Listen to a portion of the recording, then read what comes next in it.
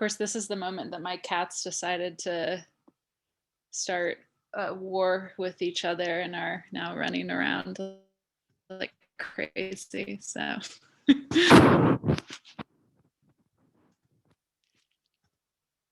we'll get started in just 1 minute as everyone's kind of entering the room. So.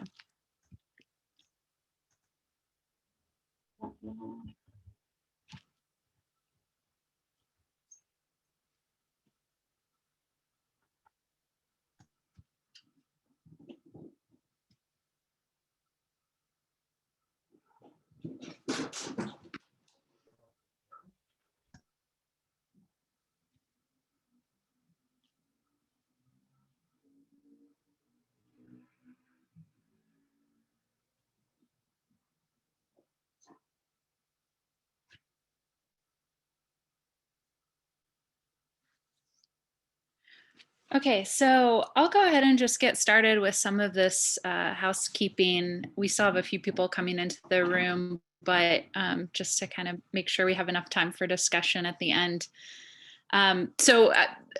Here's our kind of last few lectures for the semester on our lecture series poster here. So today we have Miriam Solis, and next week, we'll have Biko Mandela Gray from Syracuse University joining us. And then the final event will be not until later in April, and it's not one of our lunch lecture series, but a presentation by members of the CUDC for the American Roundtable project that we participated in. So look forward to that as kind of the last event of the season. So today we have Miriam Solis joining us. We're thrilled to have you zooming in from Texas. Miriam is an assistant professor of community and regional planning at the University of Texas at Austin. And I love this part of your bio, a little personal note. She was raised in California's Central Valley, is a proud first-generation college graduate and daughter of working-class Mexican immigrants. She received her doctorate in city and regional planning, as well as undergraduate degrees in ethnic studies and geography from the University of California, Berkeley. She also holds a Master of City Planning from the Massachusetts Institute of Technology. Prior to her faculty appointment at UT, Dr. Solis was a Robert and Patricia Switzer Foundation Environmental Fellow and worked for the cities of San Francisco, New York, and Richmond, California. Her ongoing research projects involve partnerships with nonprofit organizations and local government, including EcoRise and the Austin Department of Public Works. And she is a current UT Austin Humanities Institute Fellow for her work on youth perspectives on racial justice and decarbonization, which I'm very excited to talk more about with you. So with that, we'll hand it over to Dr. Solis. Thank you so much for the introduction, Katie. I'm so excited to be here, and I want to apologize in advance. I'm moving around a little bit because I have a new setup here that I'm going to try. And if anything comes up, please let me know because I'm not convinced I'll be able to follow the discussions in chat. So I will be sharing my screen. Let's see.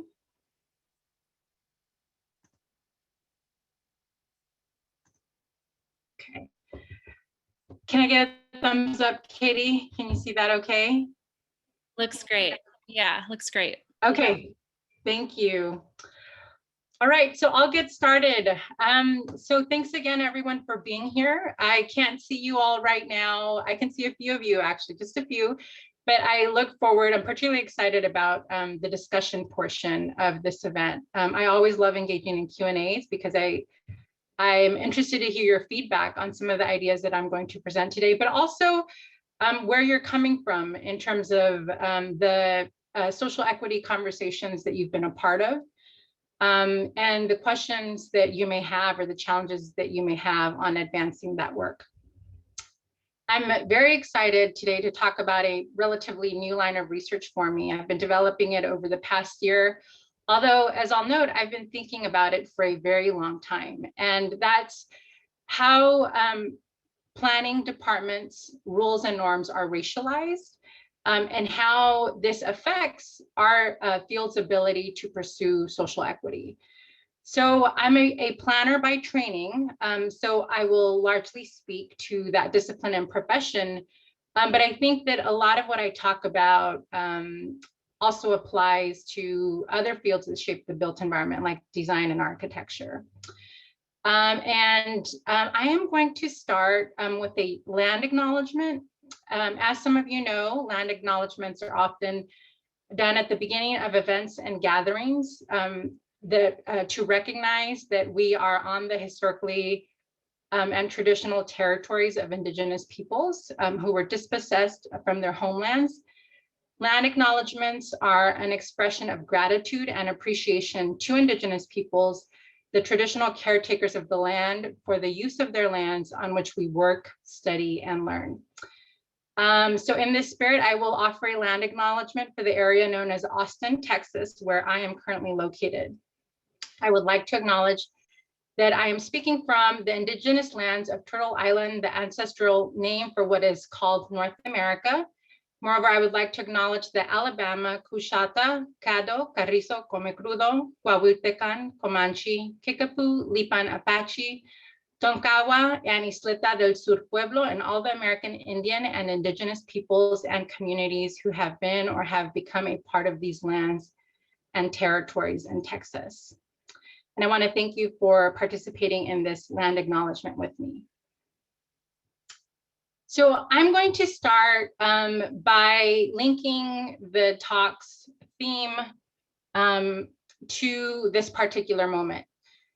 So over the past year, we have seen a significant response to the movement for Black lives and against police violence. Our fields have issued statements and dedicated resources to anti-racist teaching, research, and practice. And many of us in the fields that shape the built environment are very hopeful that this is going to lead to meaningful change. But I want to point out that even before this year's, over the last year's movements, there were some indications that the planning field was better trying to respond to racial inequities and that it was moving in the right direction. For example, 80% of long-range transportation plans from the 50 largest cities in the United States mention equity, and 90% of small and large US cities' climate adaptation plans also mention equity, suggesting that this is a commitment to equity, a stated commitment to equity is taking hold across a wide range of planning departments. But line of research in the planning field has also pointed out that there are some important limitations to how we've started to think about equity. Studies on how equity is approached in plans has found that equity is often only briefly mentioned at the beginning, and that the idea or particular indicators for it are not fully developed in the course of a plan or in a planning document. We often see equity as being universally applied. For example, water planners often take pride in that they work on something that is generally accessible to all urban residents. But when we peel back the layers, we see that there are very important inequities that need to be addressed within water planning.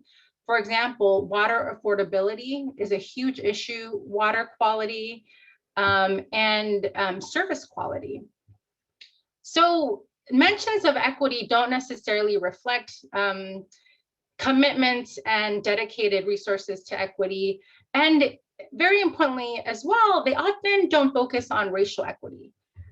So that idea of racial disparities is often left out of the conversation. And one area where this has been pointed out very explicitly is research on sustainability. So as many of you know, sustainability is a primary concept in how we think about the environment. It guides a lot of planning efforts across planning domains. And it's sometimes referred to as the 3 E's. So the economy, environment, and equity, and posits that these multiple domains ought to be balanced and equally pursued. But in this particular research, again, we find that equity is given less emphasis than economic development or environmental protection, and that indicators for those 2 domains are more thought out. So I do want to recognize that racism is a massive problem. Racism is what we call institutional, meaning that it shapes the systematic distribution of resources, power, and opportunity in ways that benefit people who are white, and in ways that disadvantage people of color. So planners on their own can't solve the problem of racism entirely for many reasons, including 2. One of them is the role of history, and that racism is centuries old, is constantly reinforced.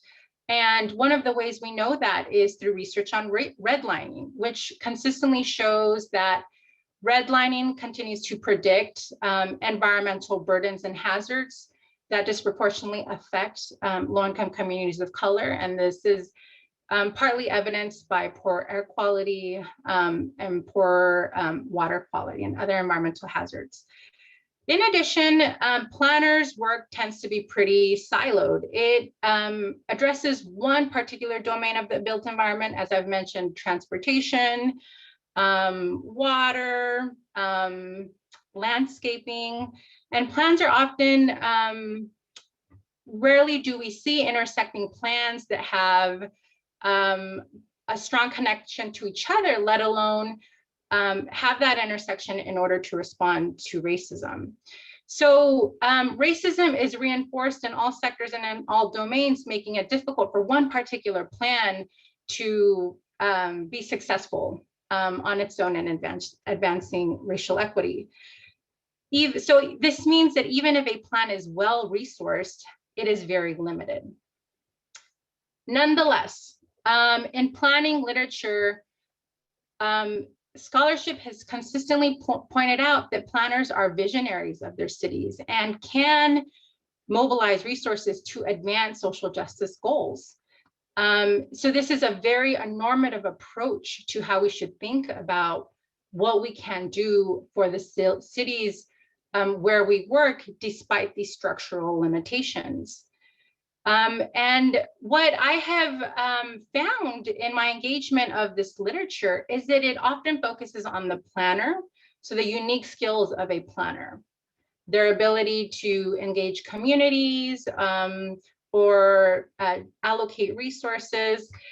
And it focuses on the plans, as I've mentioned, particularly with regard to sustainability plans. When we look at these documents, and the efforts leading to their development, how can we make those more equitable? And one of the things I'm arguing with my work is that it misses a very important unit of analysis. We find ourselves in a situation where, in many ways, we now have very motivated and committed planners who want to advance social justice. And they're working more and more to develop plans that have a stronger equity focus, or that's certainly what I'm seeing in my own work with students and in my discussions with cities across the country. But there's an inadvertent assumption that the context within which the planner is located will ultimately enable the pursuit of that work. So there's a disconnect in the planner, between the planner and the plan and their organizational environment. And so one of the things I am looking to further engage and develop are ideas about how planning departments can be better equipped to set up their planners to succeed when they want to pursue these racial equity goals. And for me, this topic is very personally important because I remember coming out of college, very motivated, very excited, and assuming several jobs with city departments and feeling like there was a huge disconnect between what I wanted to do and what I was told I could do, and the work that my organizational environment assigned to me. I felt very inhibited. And so I think that by developing conversations, ideas, and tools on creating alignment, we can better equip our planners to pursue racial equity plans.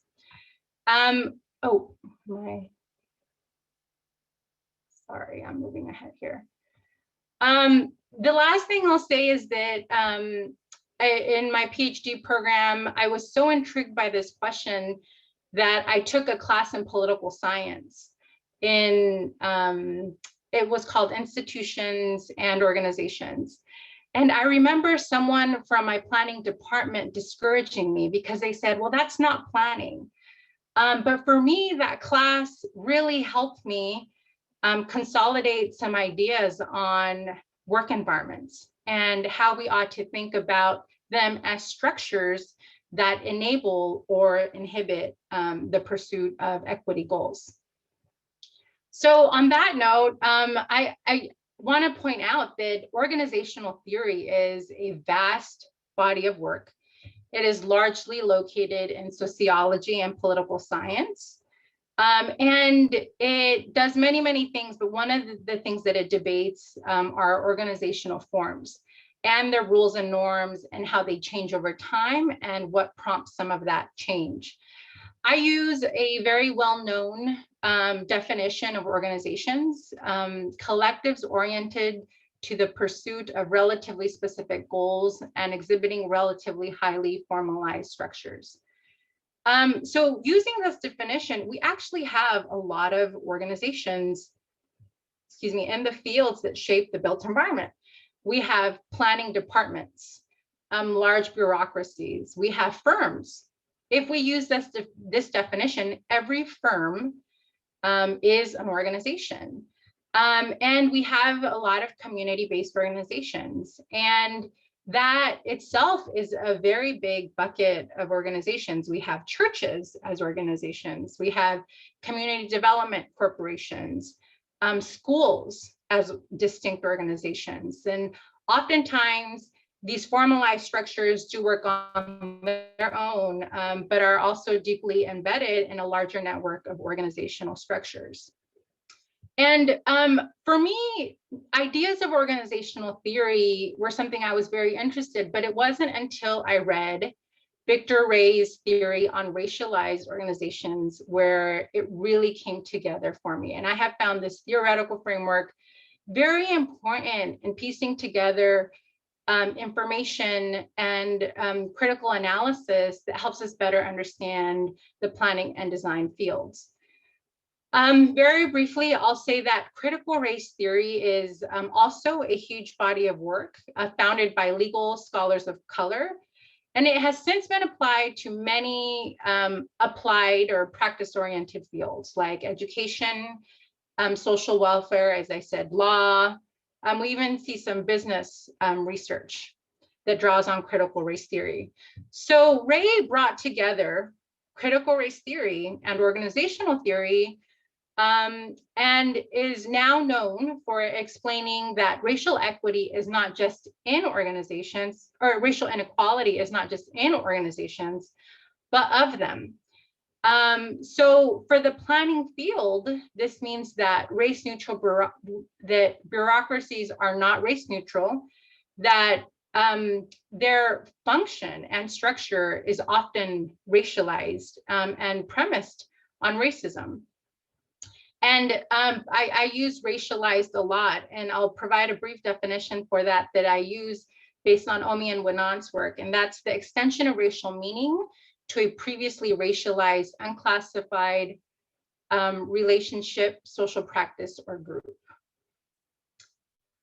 I'll briefly mention that critical race theory has been around for several decades.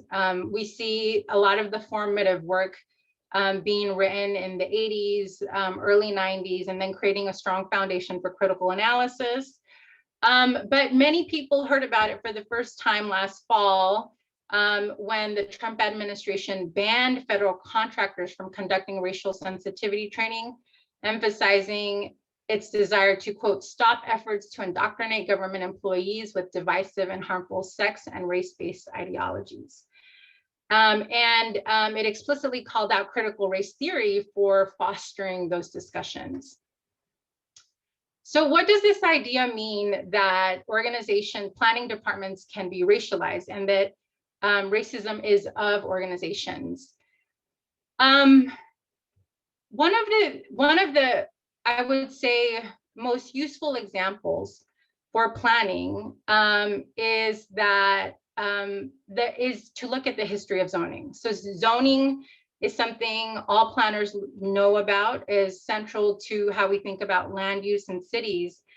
And in the first instance of zoning is found in Modesto, California, which is my hometown, where the city zoned laundries and wash houses to a particular part of the city, to the city's west side. And all of these facilities were owned by the Chinese community. And all these decades later, I can attest to how the west side, which is where I grew up, is where we continue to see high concentrations of poverty and where many people of color live and are overrepresented relative to other parts of the city. So what does this theory on racialized organizations say specifically? How do we start digging into its dimensions and implications for planning practice? So race theory identifies 4 tenets of racialized organizations. And I have done some work applying them to planning and identifying the consequences of that for our ability to pursue equity. So one tenet is enhance or diminish the agency of racial groups. An example of that within planning is race-neutral reports and analyses. And a consequence of that is the manipulation of planning processes in ways that serve white affluent residents. Another tenet is the legitimization of the unequal distribution of resources. One way we see that happen in planning departments is the funding of reputable community development organizations. And a consequence of that is that fewer resources for projects, fewer resources go to projects that serve people of color, and it also fails to support innovations created by communities of color. So this would prevent smaller organizations or even older ones like faith-based institutions from accessing critical resources. A third tenet that Ray identifies is whiteness as a credential. We see this happening in planning in the filtering of applicants based on technical skills and academic prestige.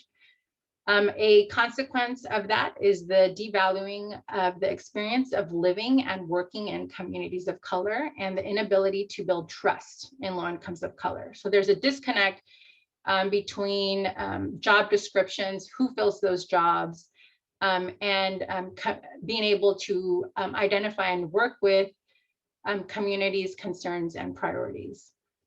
And then the fourth tenet is the decoupling of formal rules from organizational practice. So organizations have rules and HR departments, but the reality can be very different for planners of color who feel stymied in their ability to advance social justice. And we see this happening through harassing and pigeonholing of planners of color who want to work with communities to advance their priorities. So based on this information, I have identified a few things that are important for planning organizations to do as they think about advancing the racial equity goals. And one of the things I want to point out is that these what I identify 4 strategies are very much linked to a growing body of research that I would say is mostly concentrated in the higher education and medical fields that directly researches diversity, equity, and inclusion initiatives. So one of the things that I'm working on doing is bringing some of that work into the planning field. And based on that literature, this theory of racialized organizations and cases that I'm now looking at, there are 4 things that I identify as central. So planners, the first is very obvious. Planners need to recognize that their organizational rules and norms are racialized. As part of that, formal resources need to be committed to assess strengths and weaknesses in relation to racial inequities and the organization's ability to pursue equity. As part of that, we need to see organizational learning. Oftentimes, this is understood as anti-bias trainings. But anti-bias trainings, while very important, have been, research has pointed out, and practitioners as well, and communities as well, that they're limited in their ability to achieve change because it focuses change on individuals already within an organization and assumes that by changing how an individual understands racism, you can change the work.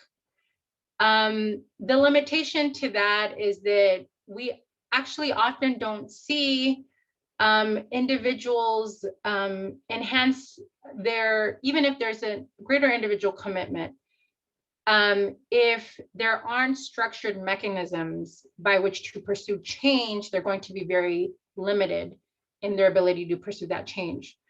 One of the things that I'm often reminded of as well, particularly in Q&As, is that there are also many groups of people within organizations that are very resistant to change.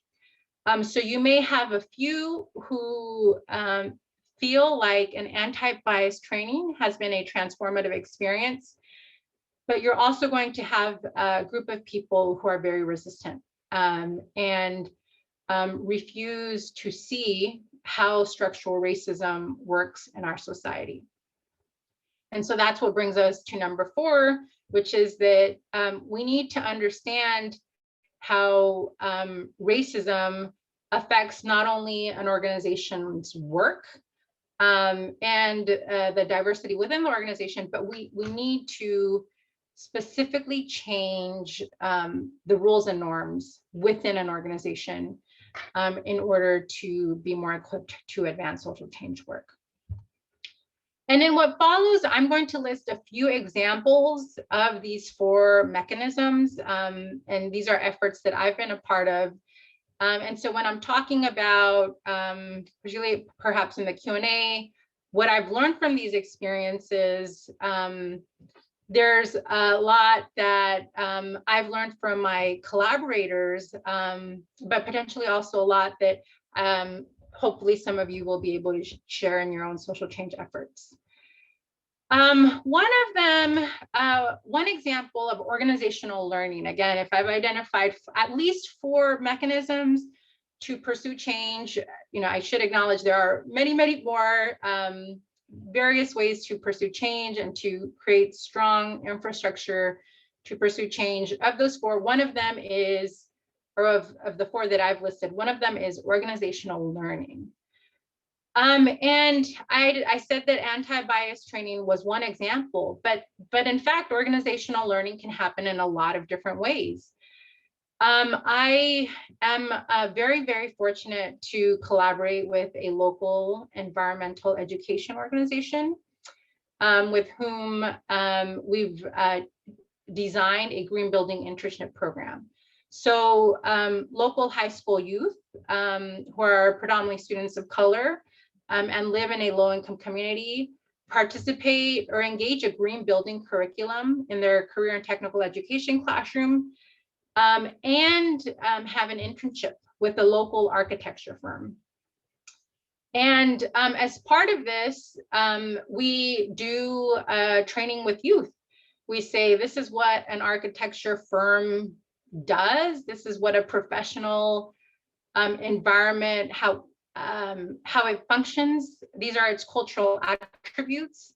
I remember when I first started working in a professional environment, I was very confused about why certain things were done the way they were. And so a training for students helps introduce the weirdness of firm culture, and hopefully helps them be more prepared to feel like they have something very important to contribute to that particular environment. But we also did a training for the architects. And one of the things we did is emphasize this concept of community cultural wealth. And this is a concept that comes from critical race theory. And it points out that low-income communities of color, especially youth of color, are often approached with a deficit narrative. The assumption is that adults, affluent people, white people have something to give these youth. And what that fails to see is that these youth of color possess skills, abilities, and knowledge rooted in their experiences with social marginalization. And these attributes are typically overlooked due to deficit thinking. These youth have very important ideas about the environment, about what buildings should have, and about what they should look like. And so we had this conversation with the firm's architects in order to point out that this needed to be a reciprocal relationship where everyone had something to contribute. And I'm very happy to say that the architects responded very well. So in this particular case, we have a situation where all participants are committed to equity and understand the importance of unlearning and learning in order to advance social equity in the Austin area. One example of changes to rules and norms that I was a part of or helped propose. This actually hasn't yet happened, but we're hoping it will. My class in the fall of 2019 partnered with Austin Water to examine the design of a program to hire formerly incarcerated people. Water jobs are very good jobs. They're well-paying jobs that lead to career pathways for people who don't have extensive formal education. And we interviewed cities and states that had designed programs to hire formerly incarcerated people, and we proposed one to Austin Water. And have been told that it is something that they are going to continue to pursue. And so this was a very important initiative for us to be a part of, because it connected several domains of planning that are often not considered: water utility, workforce, and working with formerly incarcerated people. But the example I'm going to spend a little more time on is Austin's climate equity plan. So this is a plan that sets to complete net carbon emissions reduction to 2040. So this is a decade sooner than had originally been planned in 2015. This is a plan that is set to be revised every 5 years. So the first plan was done in 2015. At the time, it wasn't known as the climate equity plan. It was known as the community climate plan. And this last iteration in 2020, the name was changed to the climate equity plan because one of the critiques was that the previous plan was too technical and didn't emphasize equity goals enough. And in fact, it was stated many times at the highest levels of city government that it risks reinforcing, as it was previously done, it risks reinforcing inequality. One of the important insights that I've gleaned from this particular experience is that in addition to those 4 strategies that I talked about, the question emerges. So if we need to change rules and norms, how do we do that? We can identify rules and norms. The hiring of formerly incarcerated people is one, but how do we better position ourselves to pursue that work? And I think that the climate equity plan illustrates the role of equity in ecosystems in city government in particular as something that enables the pursuit of equity.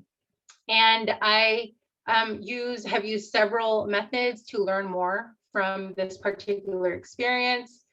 I was a participant observer because I sat on one of the committees for the climate equity planning process. I'm conducting interviews and I'm pulling administrative documents to learn about the infrastructure that was set up to generate this strong equity focus. So how is this a strong equity focus? We know it's a very ambitious green plan, certainly relative to other cities. Austin is known as being a very environmentally friendly city, or one that has a strong focus on environmental protection goals. But now this very green plan has a very strong equity focus. And that comes out in several ways.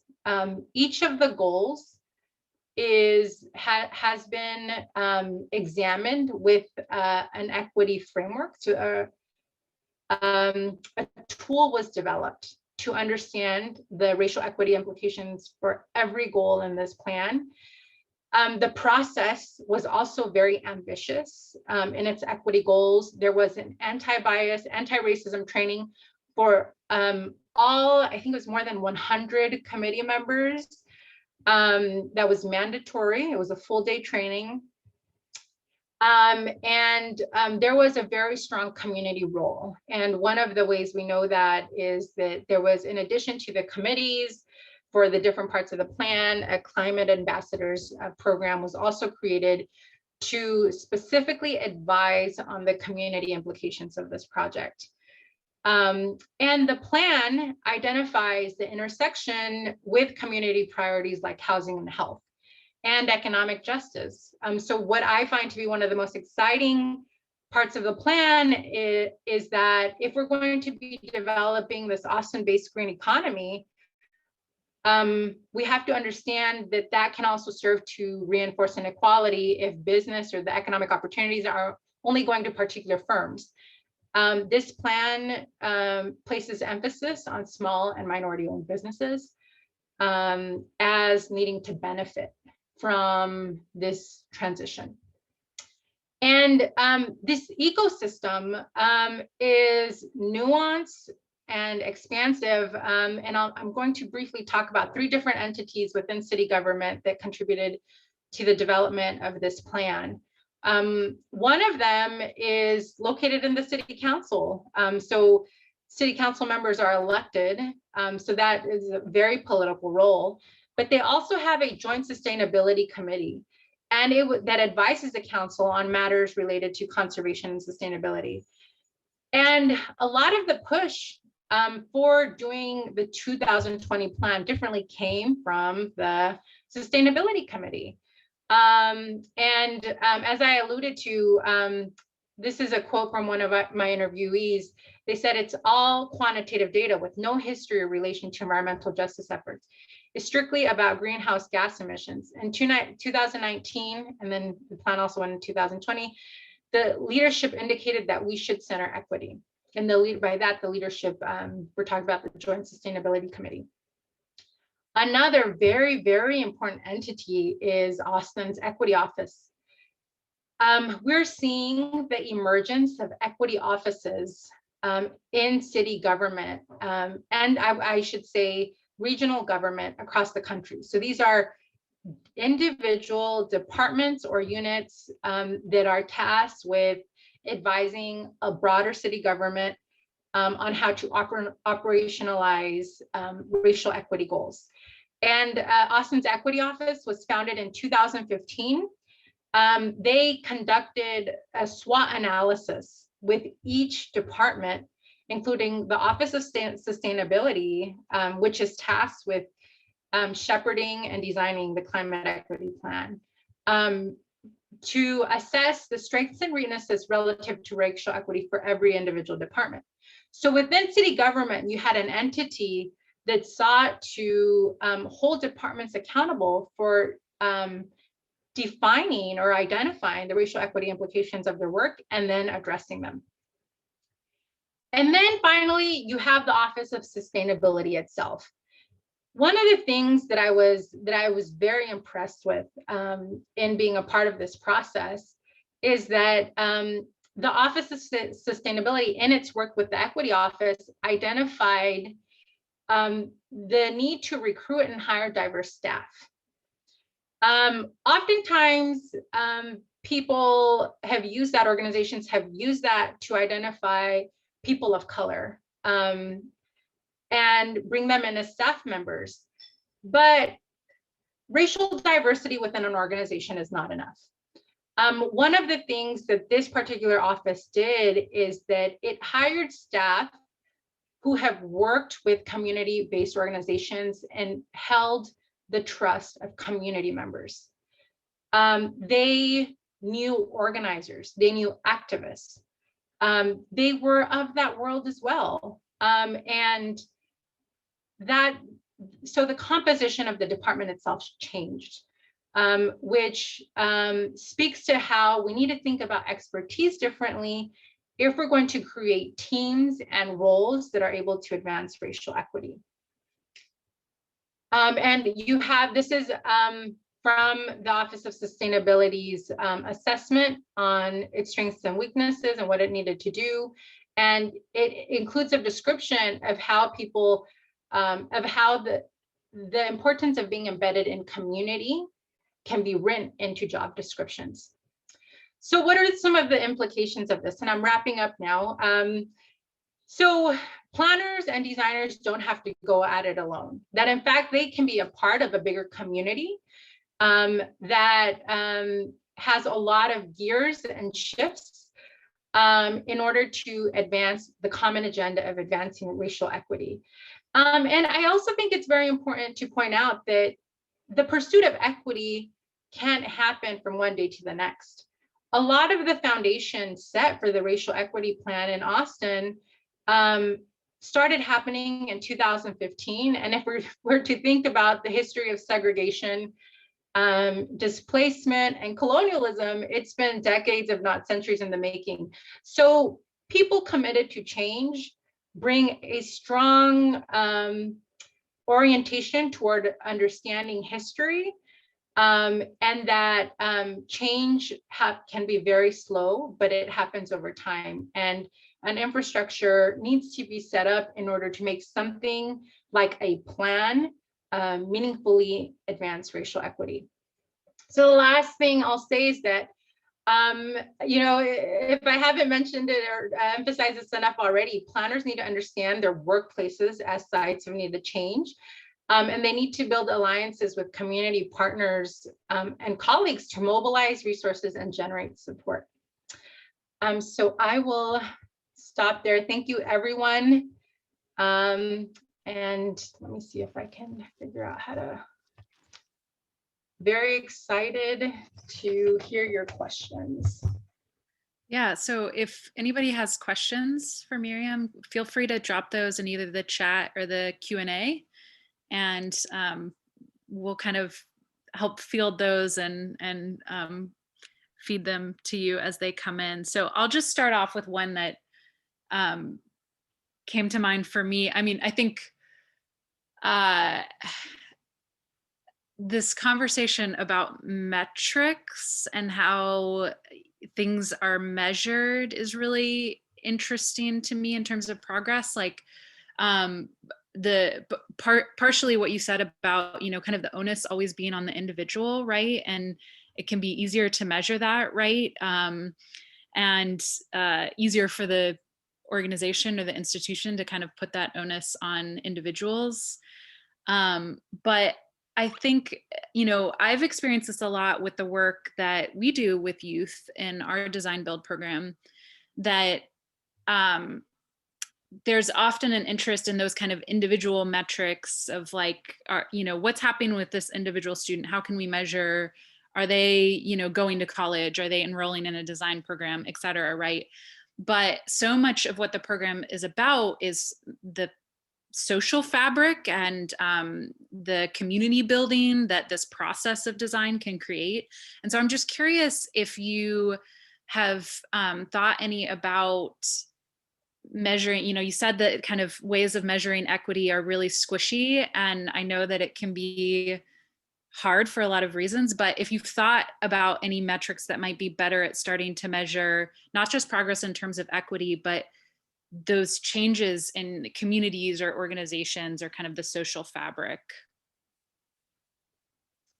So that's a very important question. And I think it speaks to a lot of structural challenges that organizations face when trying to articulate their racial equity goals, right? Particularly, I think a lot about nonprofits and how foundations ask them for metrics. And similarly, they're often like, we're helping people there, and we're working with people, and it's really hard to quantify the effects of that. So one of the approaches that we're taking in the EcoRise program is working toward, because we haven't done this effectively, but working toward applying participatory action research methods or community-based participatory research methods, and they're referred to as different things in the literature. But one of the very important points that these methods make is that the goals have to be defined by community, right? They can't be imposed. And so if it brings up the question of co-design, but the eventual outcome has to also be co-defined by students or community. And so in that respect, that's one way. I like the word that you use, the onus. Like in that respect, it removes the onus from, say, you or your departmental colleagues or program coordinators to and getting you to a point where you're working with others to identify collective goals. And it's a lot, that this is where the skills of the planner come in. We can't go to youth. These are conversations I'm a part of at the moment as well. We can't go to youth and say, well, what metrics or indicators would you like to would you like us to use? So I can tell my dean or my chair about the work we're doing together. It's very different. It's how do you think, what is a good amount of natural light in this building, if they've identified natural light as an important part of how they think schools should be designed. And the challenge with that method is that they may reorient the conversation. One experience that we had is we kept wanting to talk about this new green building, but they wanted to talk about their school and the lack of sidewalks. So we need programmatic flexibility to shift goals based on co-design efforts. Yeah, that's such a frequent issue, I feel like, in community engagement processes, where it's so opaque what, there's a pot of money that pays for this type of road, and we're not talking about this other issue, but that's the most pressing issue in their lives, right? And they show up to the meeting and they're eager to talk, but it doesn't really align with whatever the city's agenda is. Okay, so we have questions coming in. So the first one here is from Marsalis, and yes, any advice on how local government, public-private organizations can mitigate working in silos while still making the collaboration organic and sustainable?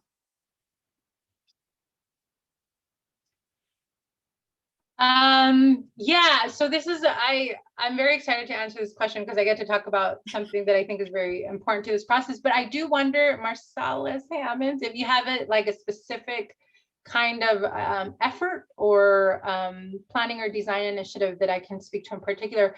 I will say though, and maybe this will suffice to respond to your question. I think that planners, we shy away from talking about how political our work is. And I think that one of the things we have to do is own the political nature of our work and our ability to do politics effectively. I tell my students that one of my dreams is to have one of them run for office one day, because I think that community planners know cities very well and the context very well. And so one way to be very political about it, and this is helpful, workforce development and planning and design in particular, is to, couch it in utilitarian terms, is to identify for a wide range of stakeholders what's in it for them. And to identify, so this would mean, for example, if there's someone in another department who has a lot of power and is not thrilled about this equity conversation, you frame it in ways that identify why this would be important for them, and you bring them along. So part of our responsibility as people who want to advance racial equity is to bring others along in our process. So one part of it is identifying your collaborators across an equity ecosystem. There are people like you with similar agendas in many different parts of your organizational world. But then there's a different group of people who you need to bring into the fold. And you do that strategically. So this is the political dimension of how we should think about our work. Planners are political actors, and in many ways, everyone is in essence, because of the implications of our work for the built environment and inequality.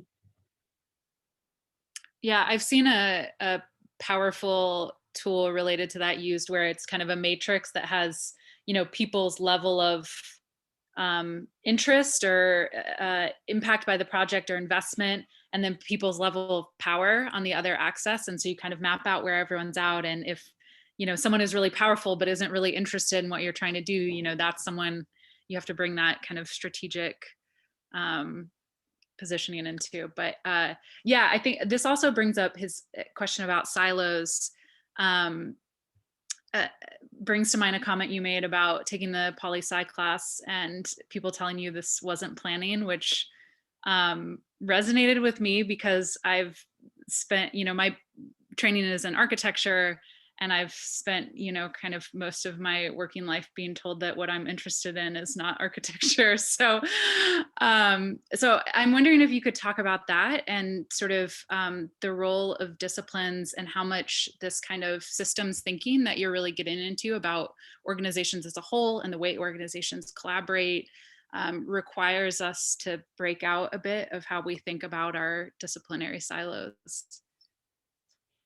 Sure. So I think that for me, this question is about, so how do we know, like, what are the substantial changes within organizations?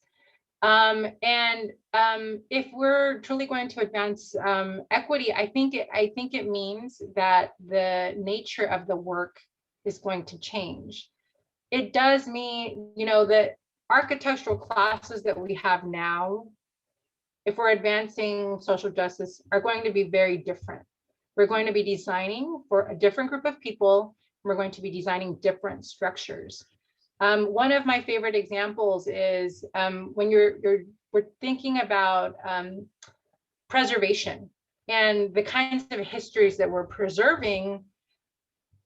That involves a whole different set of methodologies and epistemologies. And we're seeing that emerge in planning departments, right? Black history, Black methodologies, epistemologies, decolonial histories, indigenous epistemologies.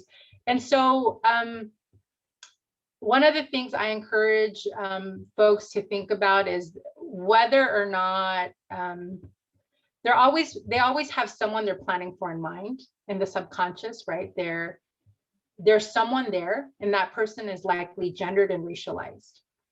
And so if you're going to advance racial justice, that person in your subconscious is going to look very different. And so that's going to change who we're planning and designing for. So I think that the challenges that people like you, Katie, face, I think are very common, and I think we're seeing some changes.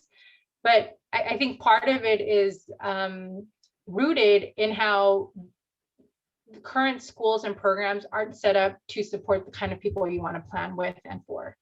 It's you don't have, it's not that you're not an architect, is that you don't have the infrastructure to support your work. When you bring in these social processes, it's a different way, it's a different method of doing things. But we're still bringing people along on that.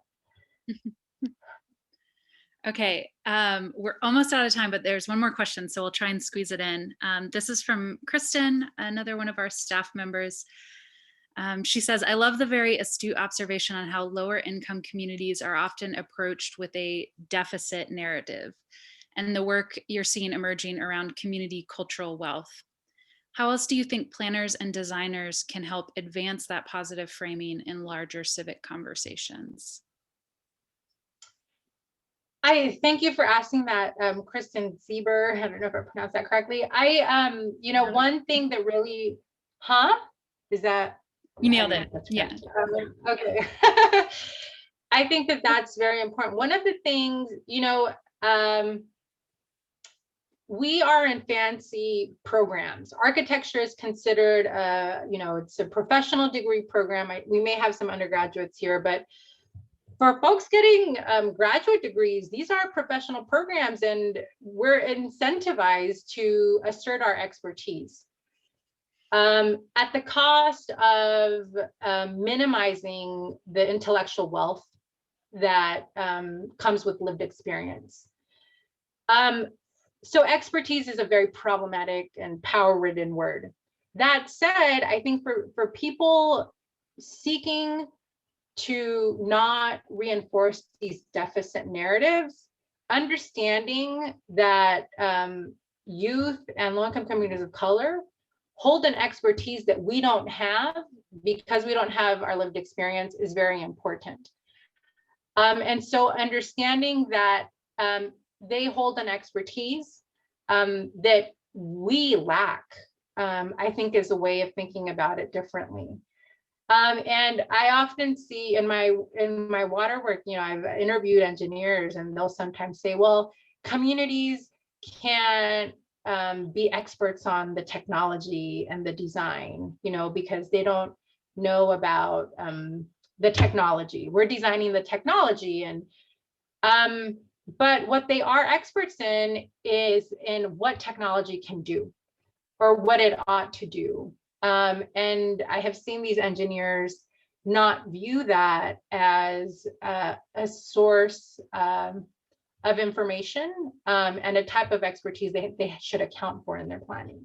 So I think thinking about these notions of expertise in different ways can help with that. Yeah. Well, I think we need a whole nother hour to talk about the wisdom of youth and how great they are at designing and planning their own communities. But it's a little bit past 1, so I think we'll go ahead and wrap up here. Thank you so much, Miriam, for joining us and sharing your work. And yeah, hopefully we will continue the conversation soon. Thank you so much, Katie. Bye, everyone. Bye.